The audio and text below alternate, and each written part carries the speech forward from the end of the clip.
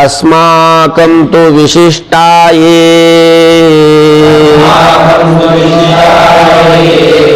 अन्निबोध द्विजोत्तमा नायका मम सैन्यस्य संज्ञार्थं तान् ब्रवीमि ते। आता अन्वयार्थ पहा।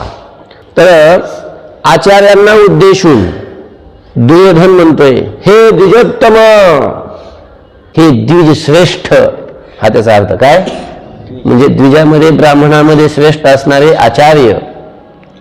द्विजोत्तम, हे द्विजोत्तमा, हे ब्राह्मण श्रेष्ठ, अस्माकं तु ये विशिष्टाः, आमच्या पक्षामध्ये असणारे जे विशिष्ट योद्धे आहेत,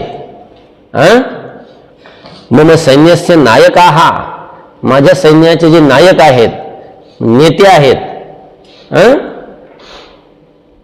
तर तान संज्ञार्थम ते ब्रवीमि।